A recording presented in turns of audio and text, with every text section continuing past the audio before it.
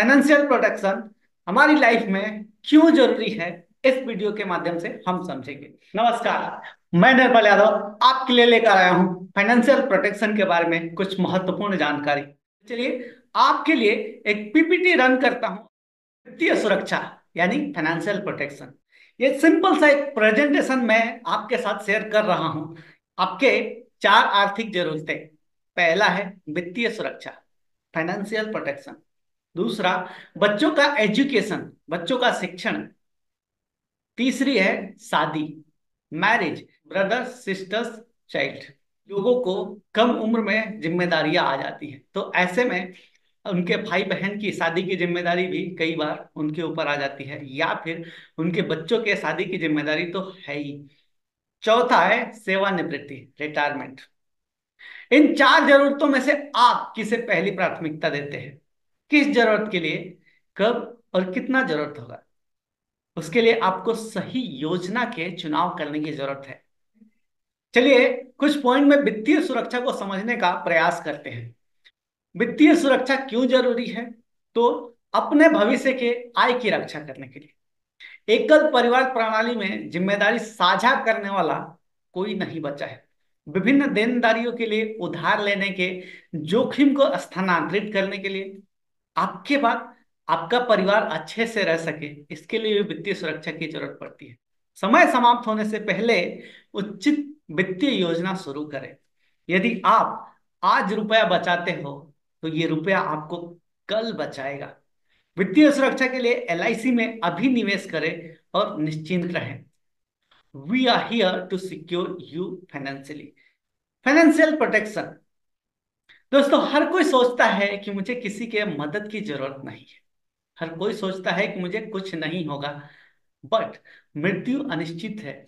वास्तविकता यह है कि यह अपरिहार्य है। यदि पॉलिसी धारक की मृत्यु होती है तो बीमा परिवार में वित्तीय जोखिम को सुरक्षित करता है, ना कि शारीरिक। तो ऐसे में कर्ता के मृत्यु के साथ परिवार को दो तरह की मृत्यु होती है। पहला है कमाने वाले की। जिस कमाने वाले के लिए कोई मुआवजा दिया जाए तो उसकी भरपाई नहीं हो सकती, यानी कि जिसे मुआवजा नहीं दिया जा सकता। दूसरा है परिवार की आय, यानी जो व्यक्ति वो अर्न कर रहा था, जिससे बीमा से संरक्षित किया जा सकता है। इसलिए परिवार के कमाने वाले यानी परिवार में आय लाने वाले व्यक्ति के लिए वित्तीय सुरक्षा होना आवश्यक है।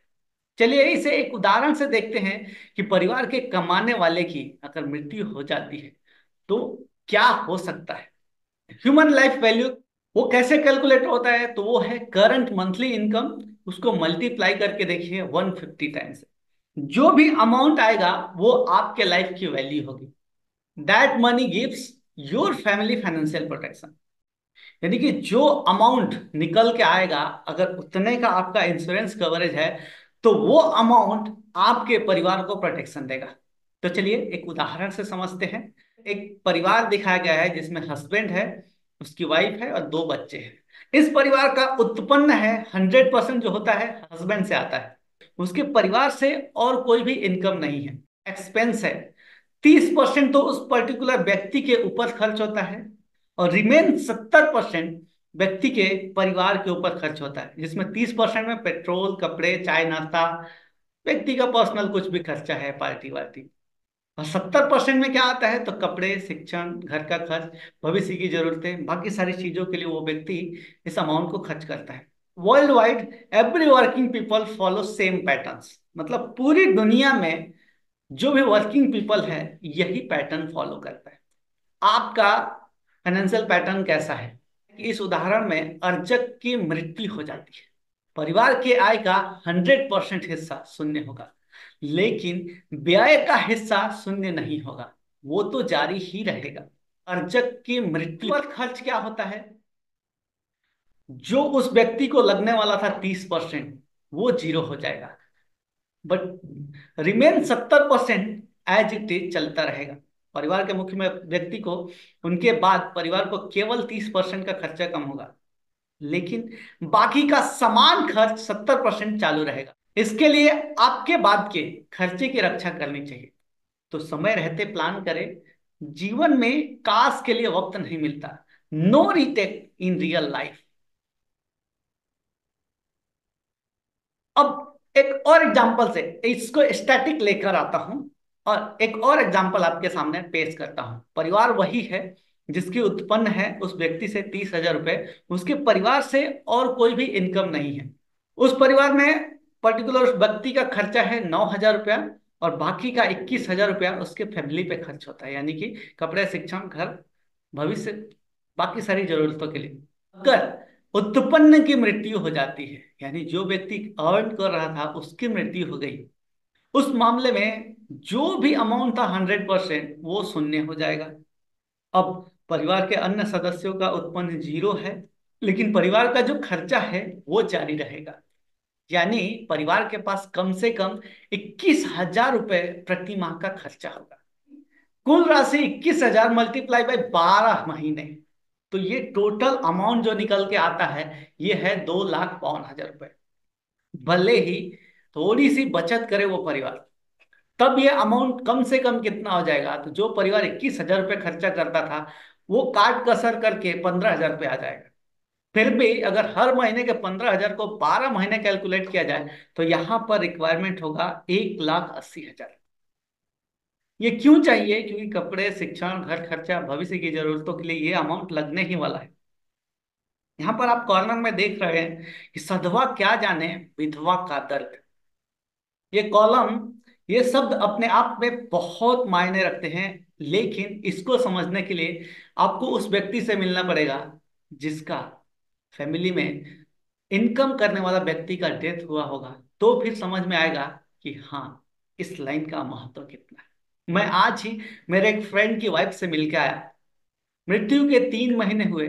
पहले महीने जब मिला था तो उनकी अंदर की फीलिंग ऐसी थी कि हमने कभी ऐसा एक्सपेक्ट नहीं किया था, लेकिन हमारे साथ ये हो गया और अब ऐसा लगता है कि आगे की लाइफ कैसे चलेगी। यानी परिवार में इनकम करने वाले व्यक्ति की अगर डेथ होती है तो वो परिवार का बाकी के जो सदस्य बचे हैं उनकी मानसिकता ये रहती है कि अब आगे की लाइफ में गुजारा कैसे होगा।